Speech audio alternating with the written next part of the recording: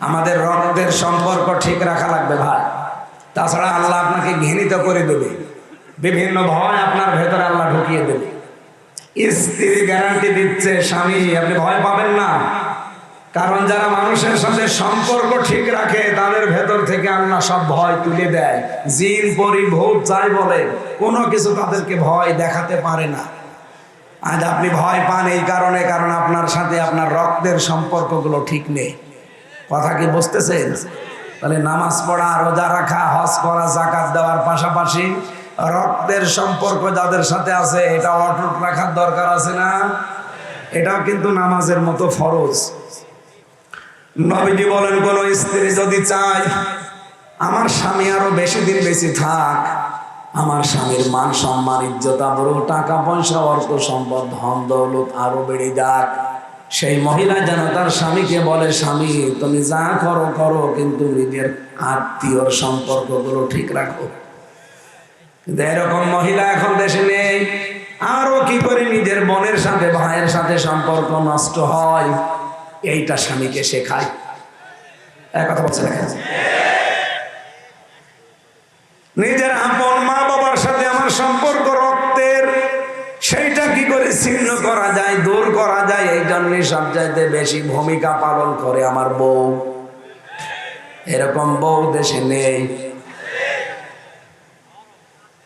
সম্মানিত মা বোনেরা, শুধু নামাজ পড়া, শুধু রোজা রাখা, শুধু কালো বোরকা পরা ইবাদত না, রক্তের সম্পর্কগুলো ঠিক রাখা এটা ইবাদত।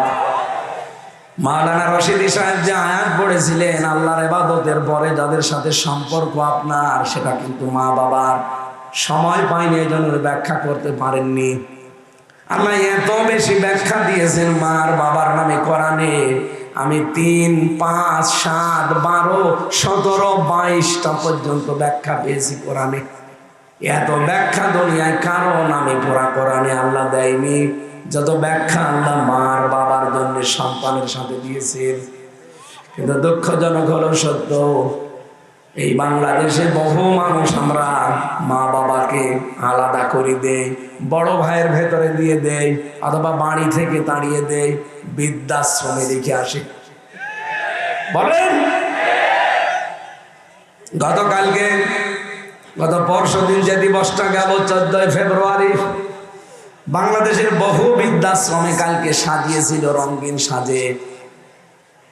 আমি নিজে গিয়েছিলাম নীলফামারী এক জায়গায় বৃদ্ধাশ্রম দেখার জন্য।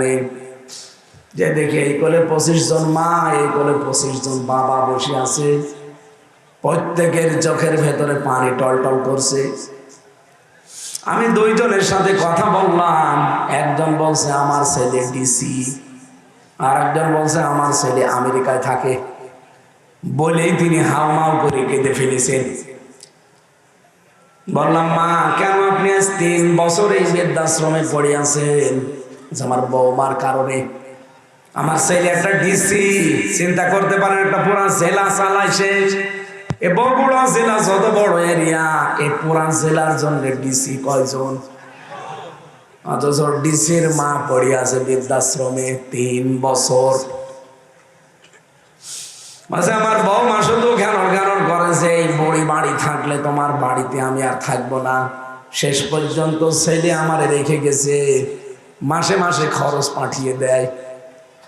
কিন্তু আমার তো মনে হয় শেষ বয়সে এসে আমার নাতি নাত করে নিয়ে একটু আনন্দ ফুর্তিতে কাটাবো, অথচ আজকে এই বুড়ো বুড়ির সাথে আমি পড়ে আছি।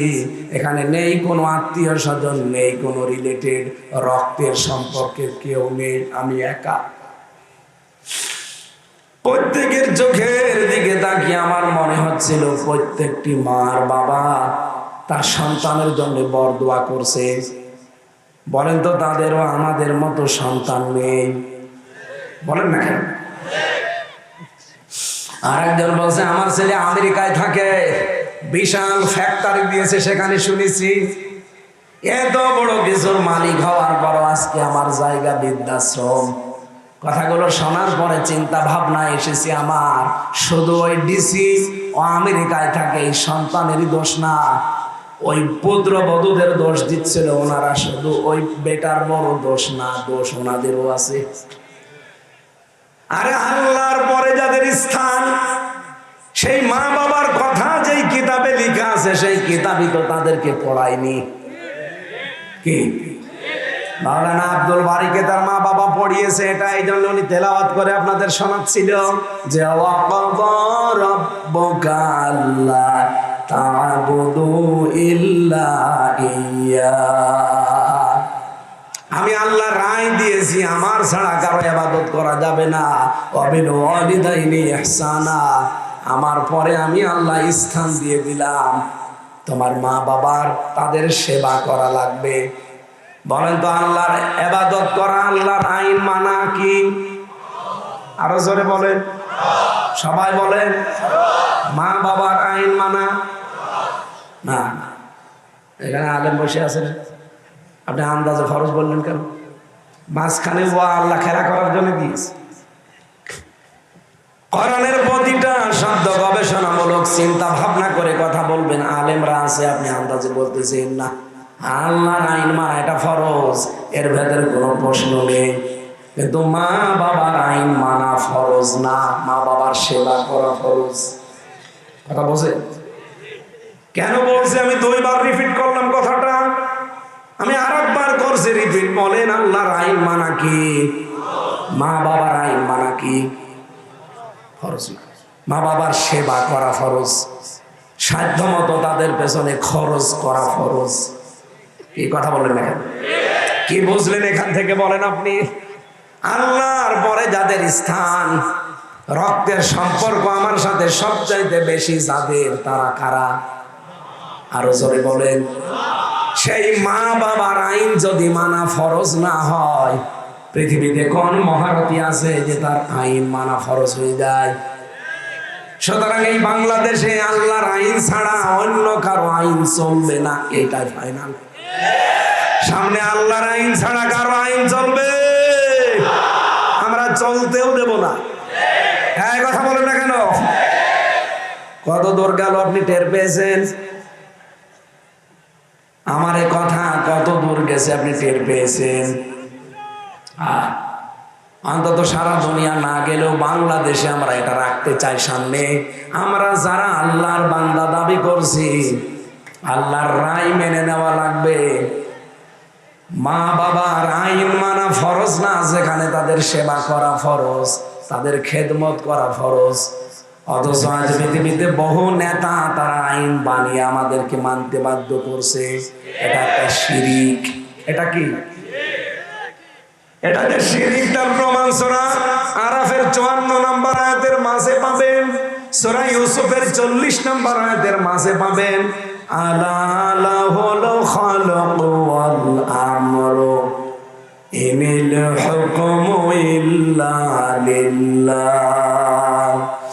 এই 2টা আয়াতের সামারাইজ কথায় সৃষ্টি যার আইন চলবে, তার সৃষ্টি যার আইন চলবে, আরো জোরে আইন চলবে।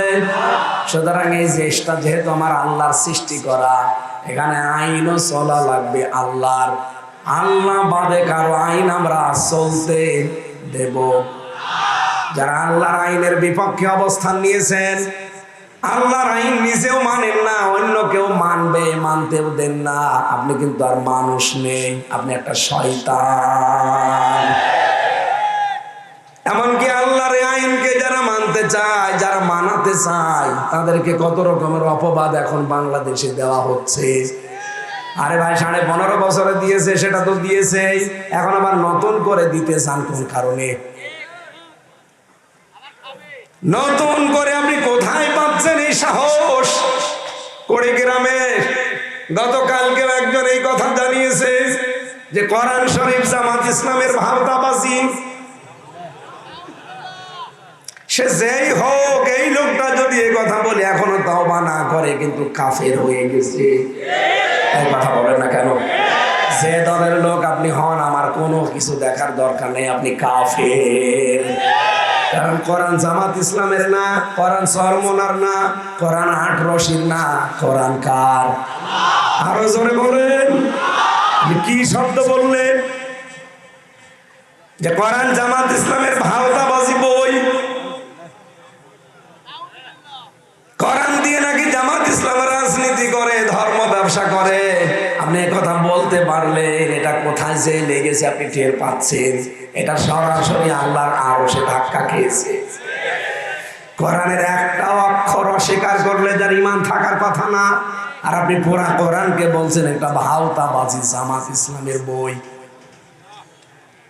আপনার ঈমান নেই। আপনার নাম যদিও জুলফিকার আলী, কিসের জুলফিকার আপনি? আপনাকে ঈমান আনা লাগবে, আবার নতুন করে কালেমা পড়ে। এইরকম মানুষ বাংলাদেশে যত আছে, তারা যদি কালেমা পড়ে নতুন করে আবার ঈমান নবায়ন না করে, ওই লোকটা কাফের। ওর জানাজা পড়া জায়েজ নেই, ওকে যে সাপোর্ট করবে সেও কাফের। কারণ ঈমান ভেঙে যাওয়ার কারণ 10টা, তার 9 নম্বরের কারণে কেউ যদি কাফেরকে কাফের মনে না করে সেও কাফের। তাই কথা বলেন না কেন? যালিকা বিআন্নাহুম কারিহু মা আনজালাল্লাহু ফাআহবাতা আমালাহুম। সূরা মুহাম্মদের 9 নম্বর আয়াত। আল্লাহ পাক বলেন ওরা কোরআন মানে না, এমন না।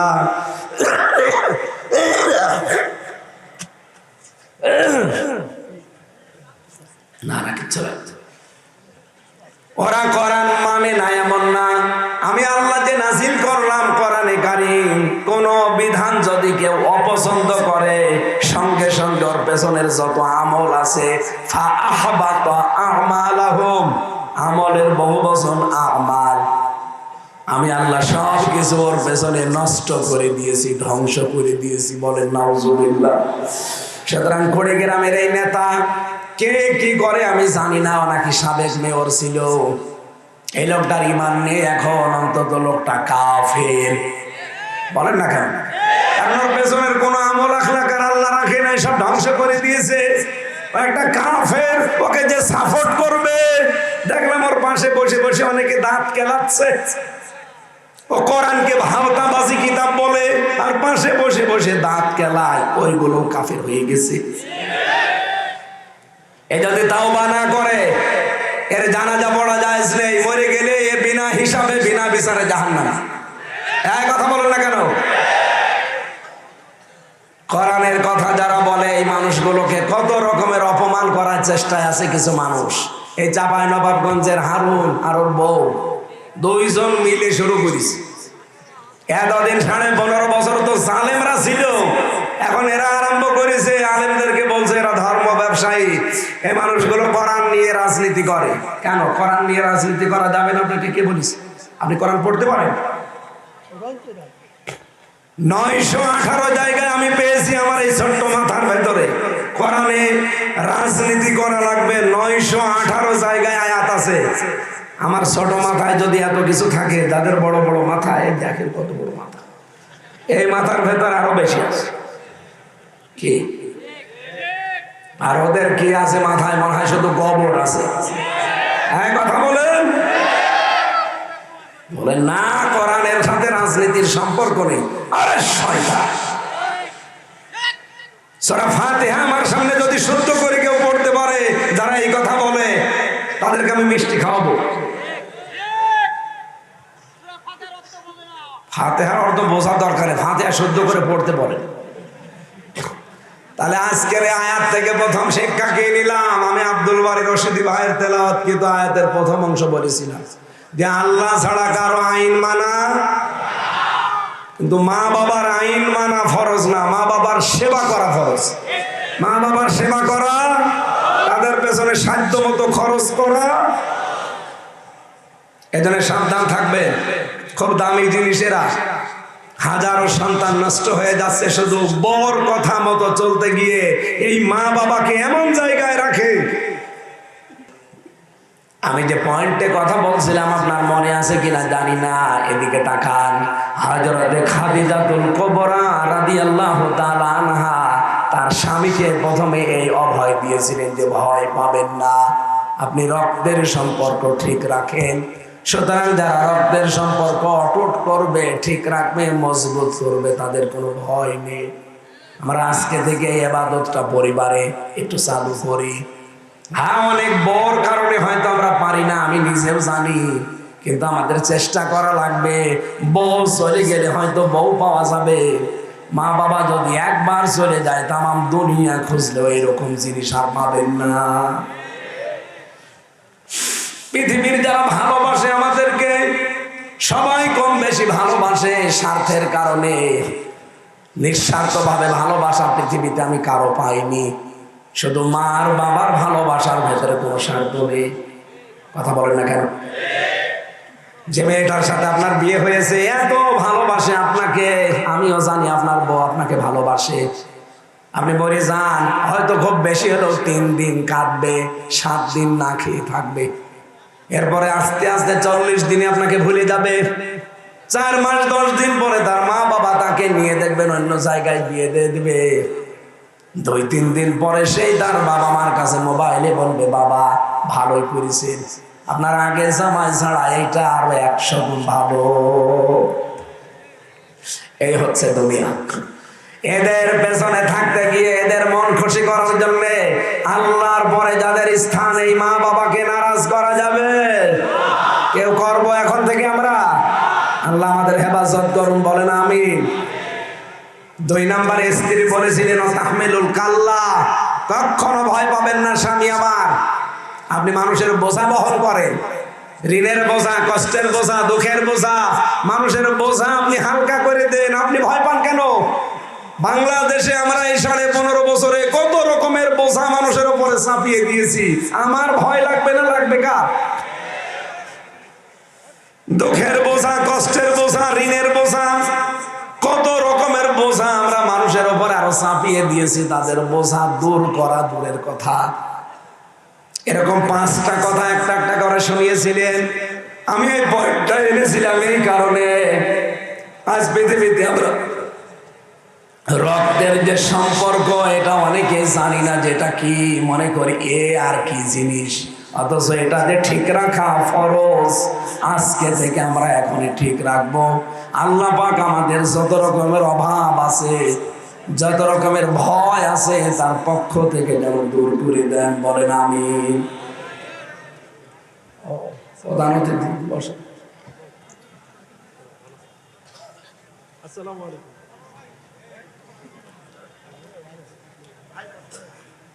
আমাদের সাবেক এমপি না, এখানে একটা কথা শুনি। এই 15.5 বছরে যারা এমপি হয়েছে, মন্ত্রী হয়েছে, উপজেলা চেয়ারম্যান হয়েছে, মেয়র হয়েছে, এরা পোস্টারে যেন সাবেক এমপি না দেয়। ওনাদের 6 জনেরটা ভিন্ন, কারণ ওরা যে জিহাদ করে হয়েছে সেটা তো আমরা জানি। বাকি যারা পালিয়েছে এই 300 এমপির ভেতরে, এরা যদি সাবেক এমপি লেখে কোন জায়গায়, সাবেক মন্ত্রী লেখে, ওদের সাবেক চোর লেখা দরকার, সাবেক ডাকাত লেখা দরকার। কারণ আপনাদেরকে আমরা ভোট দেইনি। এক কথা বলেন না কেন? ভোট দিয়েছি আমরা। আমার 33 বছর বয়স। 18 বছর থেকে ভোট দিতে আরম্ভ করলে আমি 3 বার ভোট দিতে পারতাম, একবারও পারিনি। তার মানে ভোট এতদিন হয়নি। আগামী থেকে যেন আমার ভোট আমি দিতে পারি সেই ব্যবস্থা করা লাগবে। এক কথা বলেন না কেন? এটা আবার নস্যাৎ করার জন্য মোদি সাহেব গিয়েছিল অলরেডি ট্রাম্পের কাছে। এই বাংলাদেশ সম্পর্কে কিছু মিথ্যা তথ্য তার কাছে দিয়ে আবার ওই ডাইনি বুড়িকে এসে বসাবে। কিন্তু ট্রাম্প তো জাতে মাতাল হলো, তাহলে ঠিক আছে। আমাদের ইউনূস সাহেব, ডক্টর মোহাম্মদ ইউনূস, যেই দিন মোদি গেছে ঠিক ওই দিনই আন্তর্জাতিক মিডিয়াগুলো নিয়ে আয়না ঘর আবিষ্কার করছে। এই দেখে, এই সেই ইলেকট্রিক শর্ট দেওয়া চেয়ার, এখানে 12 বছর মানুষকে ঘরের ভেতরে আটক করে রেখেছিল এই মহিলা। জাতিসংঘ ওই দিনই রিপোর্ট দিয়েছে। ডোনাল্ড ট্রাম্প যা বলবে সব ভুলে গিয়ে বলছে হাসিনার ব্যাপার আর আপনার ব্যাপার আপনারা মেটানোর ভেতরে আমরা নেই, ওদের গুড়ে বালি। সুতরাং আবার ভোট ছাড়া নির্বাচনের ব্যবস্থা, এটা করার জন্যই মোদি এই চেষ্টা চালাচ্ছিল। যেহেতু আল্লাহ আমাদের বাঁচিয়ে দিয়েছে, সামনে আমরা চাই যেন আমার ভোট অন্তত আমি নিরাপদে দিতে পারি। এবার হবে না কেন? এটা একটা আমানত, এটা রায় মানে একটা আমানত। ইন্নাল্লাহা ইয়ামুরুকুম আন তুআদ্দুল আমানাতি ইলা আহলিহা, অবশ্যই আল্লাহ তোমাদের নির্দেশ দিচ্ছে, তোমাদের যাবতীয় আমানত, এখানে আমানত যেহেতু বহু বছর তাফসিরে মারেফুল কোরআনে আল্লামা শফি রহমতুল্লাহ আলাইহি লিখেছেন, এখানে আমানত মানে ভোট, ভয়কার ট লেখা আছে, আপনি নিয়ে আছেন বাংলা। ভোট, রায়, সিদ্ধান্ত এগুলো সব বাংলায় লেখা আছে। সুতরাং আমার রায়, আমার সিদ্ধান্ত, আমার ভোট আমি এমন জায়গায় দেব যার জন্য মানবতার কাজ হবে, দেশের কাজ হবে, ইসলামের কাজ হবে। এই কথা বলেন না কেন?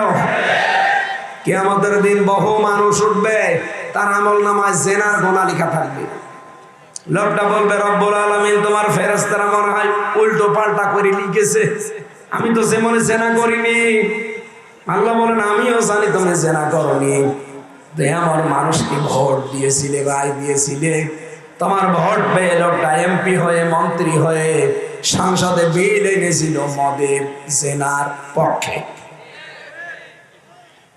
এই বাংলাদেশে 300 জন এমপি হবে, 151 জন যদি একবার কোন বিষয়ে হ্যাঁ বলে দেয়, ওইটাই তার পরের দিন পাশ হয়ে যাবে। কথা বলে না কেন? সুতরাং আমরা এমন মানুষকে সামনে রায়, ভোট, সিদ্ধান্ত দিতে চাই যিনি প্রথম দিনই সংসদ অধিবেশনে নামাজের বিল আনবে। এই নির্দেশ কার? সূরা হজের 41 নম্বর আয়াতে আপনি খুঁজে নেবেন, এটা 17 নম্বর পারা 16 নম্বর পৃষ্ঠার 7 নম্বর লাইনে আছে, আল্লাযীনা ইম্মাক্কান্নাহুম ফিল আরদি আকামুস সালাহ।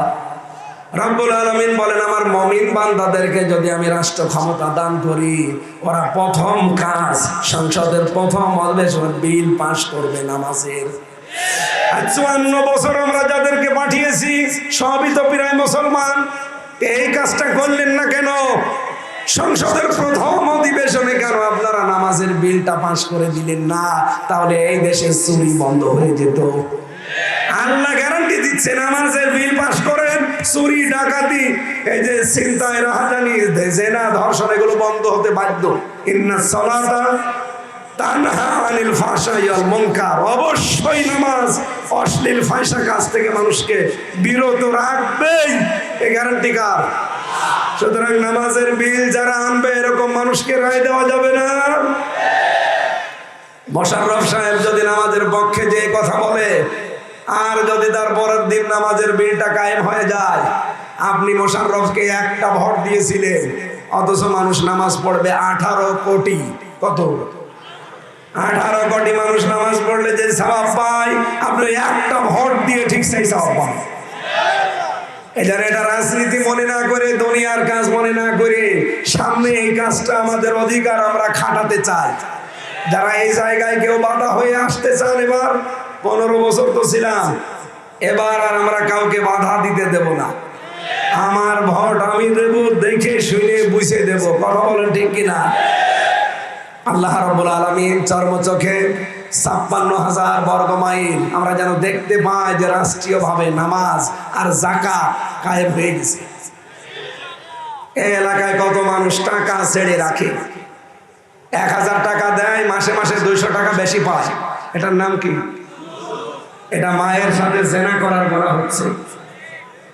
বগুড়াবাসী, মায়ের সাথে জেনা করে কোনো মানুষ নামাজ পড়লে ওর নামাজ হবে? বলেন। তাহলে এই গোনাটা বাংলাদেশ থেকে বিদায় করা লাগবে না? আর এটা তো নিজের ব্যক্তি উদ্যোগে হবে না, এটা যাকাত ভিত্তিক অর্থনীতি কায়েম করা লাগবে। ইসলামী ব্যাংকে যে নিয়ম নীতিগুলো চলছে ইসলামের, যদিও 100% পারফেক্ট না, তারপরেও যে নিয়ম আছে ইসলামের 28টা।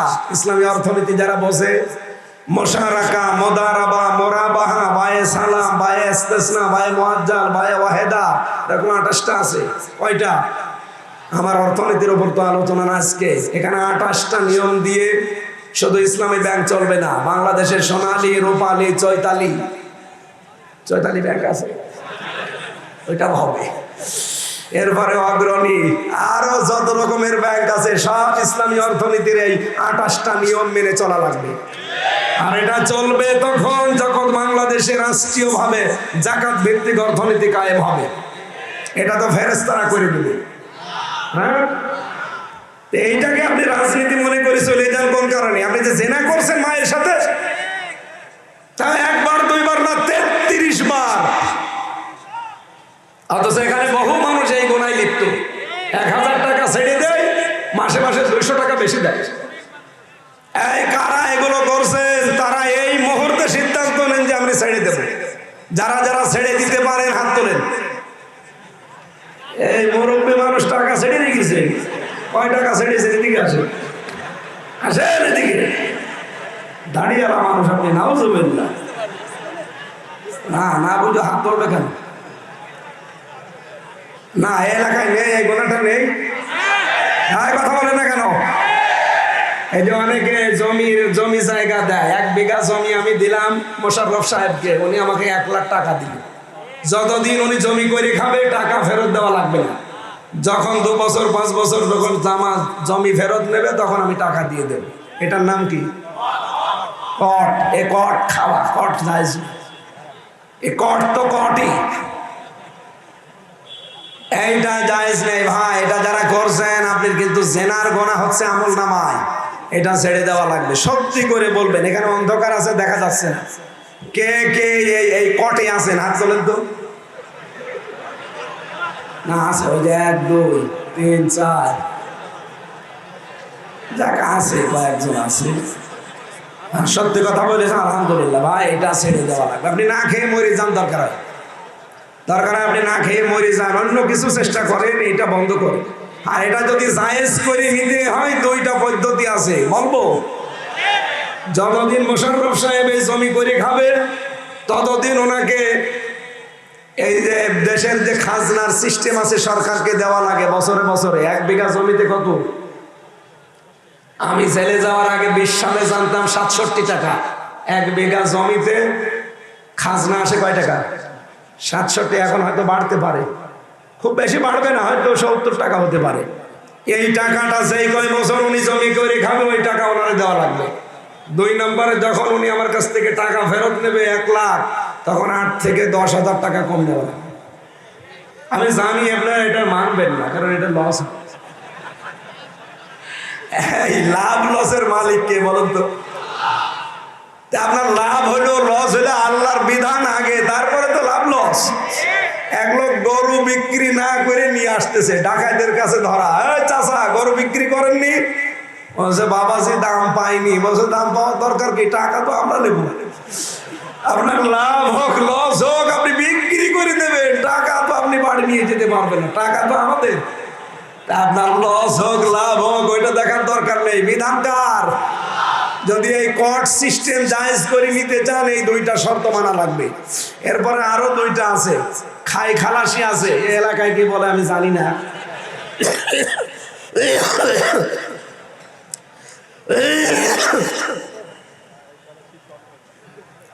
না, আমার ইসলামী অর্থনীতির উপর আজকের আলোচনা না, আজকের আলোচনা রমজানের উপরে। আমি তেলাওয়াত করেছিলাম সূরা বাকারার 183 নম্বর আয়াত, রমজান কি দিতে আসে, কিন্তু সে বিষয়ে তো যেতেই পারলাম না। খাদিজাতুল কুবরার এক হাদিসে আমার 1 ঘন্টা চলে গেছে। এদিকে আর মাহফিল আছে রাতে, 28 তারিখে আছে বগুড়া, 28 তারিখে ডমনপুকুর কামিল মাদ্রাসা। আর আছে, আর কোনো জায়গায় আছে আপনার আশপাশে নেই? এত মাহফিল নিয়ে কি করেন আপনি? আপনি তো নিয়েছেন 20টা।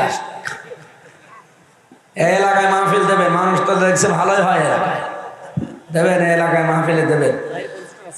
হ্যাঁ, প্রজেক্টরও দিয়েছে। আমরা আবার সামনে আসবো, যেহেতু এখন 9টায় ওঠা লাগবে, আবার নাটোরে 1 ঘন্টায় যাওয়া লাগবে, খাওয়া লাগবে, নামাজ আছে মাঝখানে। আমি আমার এক বন্ধুর কাহিনী বলেছিলাম একবার 19 সালে। আমি শিক্ষার জন্য শুধু টাচ দিচ্ছি। এত গরিবের ছেলে, মা আর বাবা 2 জন। মা মানুষের বাড়িতে এই যে ঝিয়ের কাজ করে, থালা বাসন ধুয়ে দেয়, আর বাবাটা কাজ করে রাস্তাঘাটে, এই শ্রমিকের। পরীক্ষার ফিস দেবে মাস্টার্সে, টাকা নেই। বাবাকে বলছে 4,500 টাকা এখন লাগবে, যদি আজকের ভেতরে দিতে না পারো আমার 1 বছর শেষ। বিভিন্ন জায়গায় ভিক্ষার মতো করে করে যে একটু টাকা দেন, আমার ছেলেটার জীবনটা বাঁচান। ঝিয়ের কাজ করে যে কয়টা টাকা হয়, কয় টাকায় দেয়, ওই ১,৫০০ ২,০০০ টাকা পাওয়া যায় মাসে মাসে। সংসার খরচ আছে, এর বাবার আর কয় টাকায় উপায় হয়, সব মিলে মানুষের কাছে ভিক্ষা করে ধার করে করে বলে দিন ৪,৫০০ টাকা নেই। পরীক্ষা দিয়েছে, এটার মেধা ভালো ছিল, মাস্টার্সের রেজাল্ট ভালো হয়েছে, পরবর্তীতে একটা চাকরিও পেয়েছে উন্নত, বিয়ে করেছে প্রেম করে। ধনী মানুষের মেয়ে, পরিচয়টা গোপন করে বিয়ে করেছিল, কারণ ওই পরিচয় দিলে তো ওই মেয়ে ওর সাথে বিয়ে করবে না। শেষ পর্যন্ত মিথ্যার আশ্রয় নিয়ে বলেছে আমার মা বাবা আমেরিকায় থাকে, এই কথা বলে বিয়ে করেছে। বিয়ে করে ঢাকাতেই ফ্ল্যাট নিয়ে থাকে, কারণ বেতন পায় তো ভালো। কিছুদিন যাবার পরে মার অসুস্থ, এমন একটা অসুখ প্রতিদিন ৩00-৪০০ টাকার ঔষধ লাগে। ছেলেটা কিছুদিন টাকা পাঠিয়েছিল, এখন আর পাঠায় না, কারণ বউটা এখন গোপনে সব জেনে ফেলেছে যে এর মা বাবা ঝিয়ের কাজ করে বেড়ায়, বাড়ি দিয়ে দিত। শেষ পর্যন্ত যাক, প্রেমের বিয়ে তো আছে টিকে, কিন্তু বলেছে শর্ত, তোর মা বাবার কাছে যেতে পারবি না, তাদের পরিচয়ও কোনো জায়গায় দেওয়া যাবে না, কারণ আমরা যে স্ট্যাটাসে আছি এখানে ওই মা বাবার পরিচয় দিলে চলাফেরা করা যাবে না। বর মন রক্ষা করতে গিয়ে শেষ পর্যন্ত বলছে ঠিক আছে, ওদের সব ডিলিট। বাবা চিন্তা করছে টাকা পয়সা তো পাঠায় না, আর আমি তো ঢাকায় যাব কি করে, খোঁজও নেই। বহু কষ্ট করে একটা রিক্সা রাতের বেলা ভাড়া নিয়েছে, দিনের বেলা রিক্সা চালাতে পারে না, কারণ মানুষ চিনে ফেলে বলবে তোমার ছেলে শুনলাম এত বড় চাকরি করে আর তুমি রিক্সা চালাও, ছেলের যেন বদনাম না হয়। এই জন্য রাতের বেলা রাতটা ভাড়া নেয়। এই যে ঢাকা থেকে বগুড়া, জয়পুরহাট, নওগাঁ, এই সমস্ত জেলাতে যে নাইট ক্রসগুলো আসে, এইগুলো যখন এসে নামিয়ে দেয় রাত ১২টা, ১টা, ২টায়, ওইগুলোর ভাড়া মারে, কিছু টাকা পেলে রিক্সা ভাড়া শোধ দেয়, আর বাকি টাকা নিয়ে ঔষধ কেনে। আজকে সারা দিন হয়ে গেল, কিছুই পাইনি, খুব কষ্ট করে আজকের দিনে রিক্সাটা ভাড়া নিয়ে বসে আছে, মনে করেন জয়পুরহাটে। ঢাকার ফার্ম গেটে এই ছেলেটার সাথে গ্রামের একজনের দেখা, ডাক দিয়ে বলে ভাই আপনি তো খুবই আরামে আছেন, সাই স্যুট প্যান্ট পরে, অথচ আপনার মা কয়েকদিন হলো অসুস্থ, মনে হয় আর বাঁচবে না। স্ত্রীর কাছে অনুমতি চাইতে গেছে যে আমার মা অসুস্থ, শেষ দেখা দেখতে যায়, বলে না ওদের পরিচয় দেওয়া যাবে না। ওর গেছে রাগ হয়ে, আচ্ছা আমার মাই যদি না বাঁচে তোরে আমি কি করব, তোরেও আমি আর রাখবো না। রাগ করে রাগারাগি করে চলে এসেছে, ওর কথা না শুনে। নাইট ক্রসে এসে নেমেছে, মনে করেন জয়পুরহাটে, রাত ২টা বাজে তখন। এই শীতের রাতে কুয়াশার ভেতরে বাস থেকে নেমেই দেখে একটা রিক্সা, টিম টিম করে আলো জ্বলছে। সন্তানটা বাস থেকে নামার পরেই মুরব্বী চেহারার দিকে তাকিয়ে চিনে ফেলেছে। চিন্তা করছে এখনো কয়েকজন বাস থেকে নামছে, সামনে যদি যাই আমার পরিচয় পেলে হয়তো আমার ছেলের সম্মান নষ্ট হবে। গামছা দিয়ে মুখটা পেঁচিয়ে নিয়েছে, শুধু চোখ দেখা যায়। যে কণ্ঠের স্বর উলট পালট করেছে, ডাক দিয়ে বলছে স্যার যাবেন আপনি? কোথায় যাবেন? বলছে পান্তাপাড়ায় যাব, কানু মিয়ার বাড়িতে, চলেন আপনাকে নিয়ে যাচ্ছি। ভাড়া মিটিয়ে নিয়ে যাচ্ছে, যেহেতু সারাদিনের প্রায় না খাওয়া শরীর, ওদিকে মাটা অসুস্থ হয়ে পড়ে আছে। এই কঠিন পরিস্থিতিতে যেতে যখন পারে না, পেছনে ধাক্কা দিয়ে বলে কেমন চালান, জোরে চালান। মুরব্বী মানুষ এমনিতে প্যাটেল তো মারতে পারে না, রিক্সার প্যাটেল যেভাবেই হোক আস্তে আস্তে যাচ্ছে, আবার ধাক্কা দিয়েছে। এই বয়সে রিক্সা নিয়ে আসতে পারেন, চালাতে পারেন না। আপনার কি ছেলে নেই? দ্বিতীয় ধাক্কা দেওয়ার পরেও কিছু বলে নাই, ৩ নাম্বার ধাক্কা চাই দিয়েছে। মুরব্বী গেছে হুবড়ি খেয়ে পড়ে, রোডের ওপরে পড়ে গেছে, দাঁত ভেঙে, পার নখ গেছে কেটে, রক্ত বের হচ্ছে। রক্ত বের হয়, এই জন্য জলাজলি করে। রিক্সা থেকে যেহেতু পড়ে গেছে এবার কষ্ট করে দাঁড়িয়েছে, ডাক দিয়ে বলছে স্যার আপনার মোবাইলের লাইটটা একটু বের করে। কেন, দরকার আছে? মোবাইলের লাইট যখন বের করে বলছে আমার মুখের দিকে একটু তাকান, মুখ থেকে গামছাটা খুলে ফেলে সামনে নিয়ে বলছে দেখেন তো আপনি আমারে চিনতে পারেন কিনা। আপনাকে স্যার বানাতে গিয়ে আমার জীবনটা নষ্ট হয়ে গেছে। আমি মানুষের বাড়িতে ভিক্ষা করে করে তোমার পরীক্ষার ফিস দিয়েছিলাম। তোমার মা বাড়িতে ঝিয়ের কাজ করে থালা বাসন ধুয়ে ধুয়ে টাকাগুলো তোমার হাতে দিয়েছিল। তুমি আজকে শার্টটাই পরে আসো, তোমার স্যার বানাতে গিয়ে আমাদের দুইজনের জীবনই শেষ হয়ে গেছে। তুমি প্রথমবার ধাক্কা দিয়েছিলে যে এই বয়সে রিক্সা চালান, আপনার ছেলে নেই, ছেলে তো আছে পেছনে বসা, করবো কি? তৃতীয়বার যখন ধাক্কা দিলে দেখেন আমার পড়ে গিয়ে দাঁত ভেঙে গেছে, আমার পায়ের আঙ্গুল কেটে রক্ত বের হচ্ছে। ও স্যার আমার কথা বাদ দিলাম, আপনার মার অবস্থা কিন্তু একেবারে খারাপ। আর 7 দিন বিছানায় পড়ে আছে, নড়াচড়া নেই। আমি ঔষধগুলো বহু কষ্ট করে কিনে কিনে তারে দেই। দিনের বেলা রিক্সা চালাতে পারি না তোমার সম্মানের ভয়ে, রাতের বেলা আমি রিক্সাটা ভাড়া করেছি নিয়ে বের হই, যে কয় টাকা পাই ওইটা দিয়ে ঔষধ কিনতে চলে যায়। এই জন্য সারাদিন আমি প্রায় না খেয়ে আসছি। ছেলেটা রিক্সা থেকে লাফ দিয়ে নেমে বাবার পা জড়িয়ে বলছে আব্বা আমার মাফ করে দে। আপনি ওঠেন রিক্সা, আমি কষ্ট করে ঠেলে হলেও বাড়ি নিয়ে যাব। কোথায় পেয়েছেন আপনি রিক্সাটা? সে এলাকায় তো আমার মতো গরিব মানুষ নেই, তুমি নিজেও জানো। রিক্সা পাবো কোথায়? আমি ভাড়া নিয়েছিলাম রাতের জন্যে। দিনের বেলাও ভাড়া মারতে পারি, কিন্তু তোমার সম্মানের জন্য আমি মারি না, মানুষ খারাপ বলবে।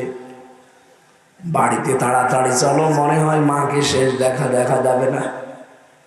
বাড়িতে পৌঁছানোর আগে 10 মিনিট আগে ওর মা মারা গেছে। দৃশ্য দেখে 2 মিনিটের ভেতর ওর বাবাও হার্ট অ্যাটাক করে মরে গেছে। মার বাবার লাশ জড়িয়ে ধরে হাও মাও করে কাঁদে, বলে বাবা দুনিয়া থেকে চলে গেলে আমারে মাফও করে গেলে না, পৃথিবীতে এখন আমাকে ডাকার মতো আর কেউ থাকলো না। ওদিকে ওর বউ যে তো রাগারাগি করে এসেছে, এই জন্য ডিভোর্স নামা পাঠিয়ে দিয়েছে। ওর অফিসে কমপ্লেন দিয়ে ওর চাকরিটা চলে গেছে।